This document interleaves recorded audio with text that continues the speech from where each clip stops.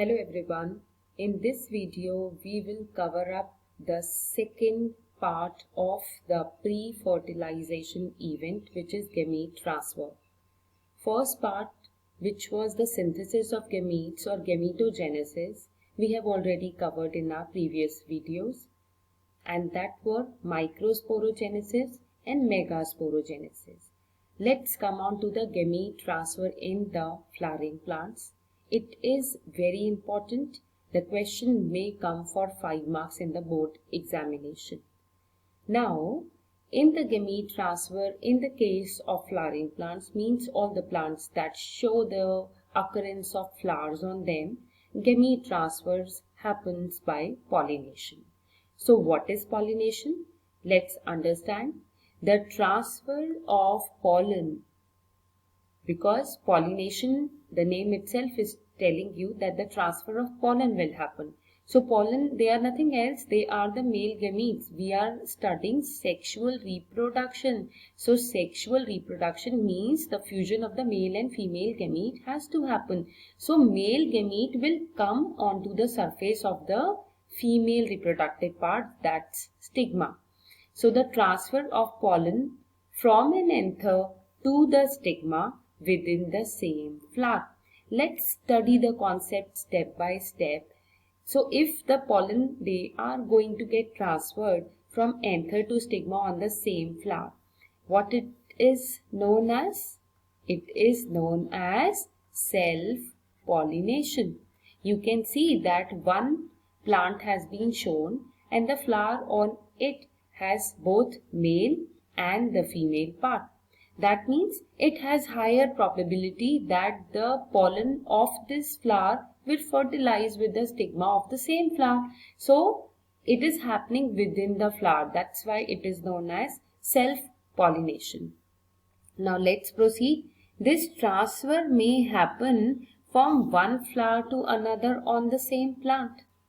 Now see here, I have made one plant for you, and on this plant, this is your male flower, means the staminate flower, because it has only male reproductive part, and this is your female flower or the pistillate flower, because it contains the female reproductive part.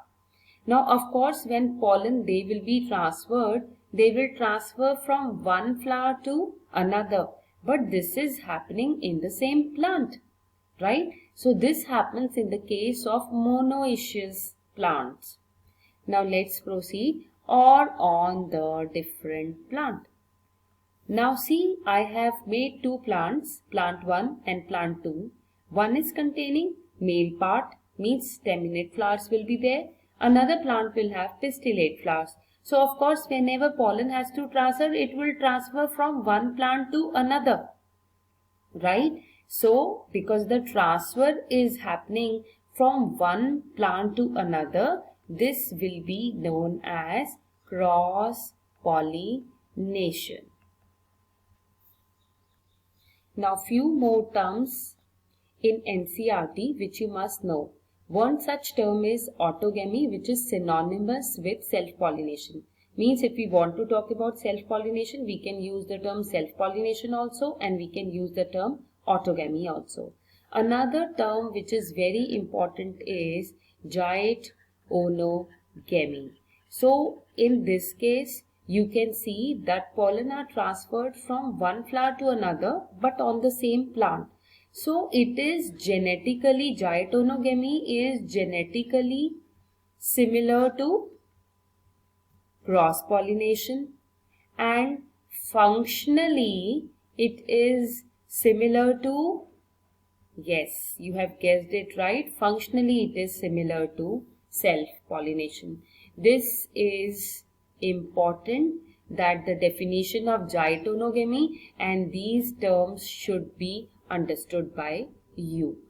Now, cross-pollination is also known as xenogamy, allogamy. Both are the synonymous terms for cross-pollination. Means when pollen will be transferred from one flower to another on the different plant, we will use the term cross-pollination. Thereafter in NCERT few exceptions are given and which you need to know. Plants like Viola, Oxalis, Commelina.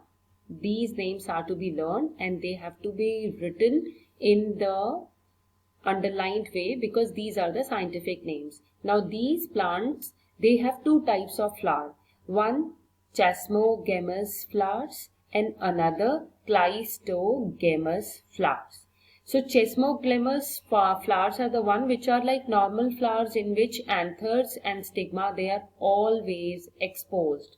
But cleistogamous flowers are the ones which never opens. That means the flower has male reproductive part and female reproductive part is also there and they are never going to get open. So if they are not going to get open, then 100% there is a probability of self-pollination only, because when they will not open, they will not be in chance to receive any foreign pollen or any pollen from the other plant or other flower. So cleistogamous flowers are the ones which never opens and they always reproduce by self-pollination. However, the normal flowers which you see, if they have all the essential parts, means if the flower is complete also, there is a probability that it may receive some pollen from the another flower, because through wind pollens do come. So a plant will receive it. But in cleistogamous, 100% self-pollination will be there and it will be always. The next topic which we have to study for the gamete transfer only is the pollinating agent. Now, pollinating agent will be the one that will ease the process of pollination. So here you can see that pollinating agents, they are of two types. A always means absent. Biotic means live. So if the agent that will help in the pollination, it will not bear the life, that means it will be known as abiotic and of course it will be non-living. Another type of agents, they are biotic, means they are living and they will ease or help in the process of pollination. Here please note down that whatever terms are being written, every time this word "fili" has been used. This is important to note it down. Now see, if we are going through abiotic pollinating agents, then they are two in number. First is your wind and second is your water. For wind, we will use the term anemo and fili is the general term which we are using all through, means this term will be used for the pollinating agent. So if it is happening through wind, of course it is acting as a pollinating agent, so we will use the suffix fili. So when you will add on anemo with fili, it becomes anemophili. So how to define it? The same definition which I have written on the top, same definition will be written and at the end of it you will write through wind. Means the transfer of pollen from anther to the stigma on the same flower, or from one flower to another on the same plant, or on the different plant through wind is known as anemophily. So in the case of anemophily, the flowers, they are a bit small, but their stigma, they are quite feathery because they need to receive pollen through wind. So what would be the adaptations in the pollen? Pollen, they will always be dry. They will not contain any sticky or mucilate substance, so that they can easily fly in the air. They have to be light and of course they will be produced in huge number. So pollen, they will fly, they will come to the surface of stigma. The characteristics of the flowers are also important. So here in this case, flowers will be small, but the stigma will be very much feathery. Pollen will be dry and it will be produced in whole lot number.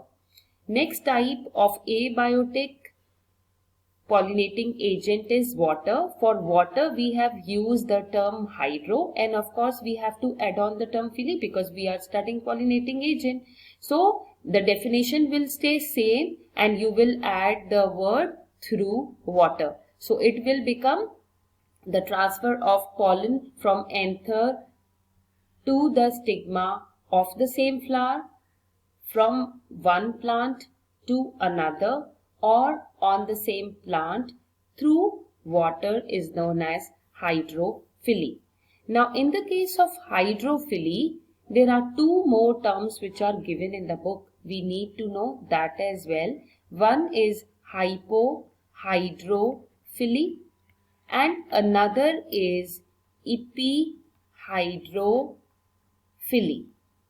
Epi means above, on the surface, right? Hypo means beneath, right?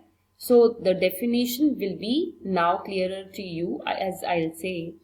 In the case of hypohydrophily, let's see the example first and then I'll explain. It is seen in Ceratophyllum. This is the scientific name, so do need to underline it. And epihydrophily is seen in Vallisneria. Let's understand the meaning now. Hypohydrophily means the pollination will happen in the submerged conditions. Means anther will produce the pollen. This pollen in the water will swim and it will come to the surface of stigma. So this is hypohydrophily, which is seen in Ceratophyllum. So this is the example. Epihydrophily means the anther will produce the pollen. They will come on the surface and then they will be transferred to the stigma and then pollination will happen. So epi means above the water surface and this is seen in Vallisneria. Now we are coming to the biotic agents and these will be very, very important. So in this you can see I have written birds, insects, bats, snails and ants.